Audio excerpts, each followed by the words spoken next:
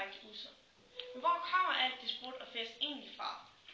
Nogle mener, det stammer fra hippietiden, men andre synes, det altid har været der, og i dag bare begynder at tage overhånd. I hvert fald har Danmarks unge Europakort i druk, og faktisk har hele 20% af 13-årige prøvet at være fulde.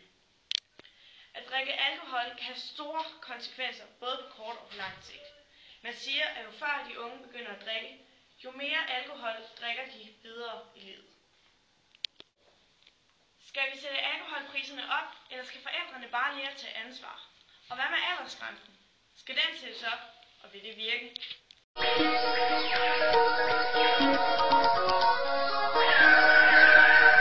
For at svare på nogle af disse spørgsmål, har vi været så heldige at få alkoholekspert Gunhild Johansen med os ind i studiet i dag. Hej Gunhild Johansen, og velkommen. Tak fordi du vil komme. Jo, men det var så lidt tak fordi jeg måtte komme. Selvfølgelig da.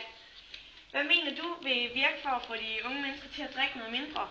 Jo, noget af det allervigtigste, det er, at forældrene de skal tage noget ansvar. Der skal være forældre med til festerne.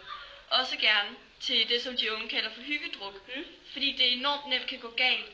Og så er det vigtigt, at der er en forælder, som ved, hvad man skal gøre. Desuden så har vi fundet ud af ved noget research, at unge, der har et godt forhold til deres forældre, de drikker mindre. Okay. Og desuden er det mere kontrolleret. Så derfor så skal forældrene også prøve at beholde et godt forhold til deres unge. Også selvom man måske nogle gange skal give dem lov til lidt mere. Fordi det på den anden side, så bruger de unge bare udtrykket, at hvad de ikke ved, har de ikke ondt af. Desuden så har vi fundet ud af, at forældrenes alkoholforbrug i hverdagen påvirker de unges, især drengenes. Så hvis forældrene drikker meget, så vil deres børn også drikke meget. Så derfor skal man virkelig huske på som forældre, at man skal passe på med, hvor meget man drikker, og man skal være en god rollemodel, fordi ellers så vil det påvirke ens børn. Det har simpelthen også konsekvenser for ens barn, så ja, det man selv drikker. Okay. Hvad med mobning? Hænger mobning og alkohol sammen? Jo, men det er sådan undersøgt, at mobberne, de drikker normalt mere end unge, der ikke mobber, mens ofrene for mobning drikker mindre. Og så tit, så kan unge også føle sig udenfor, når de ikke drikker. Jeg mener, at det er et emne, som klart skal tages op i skolen.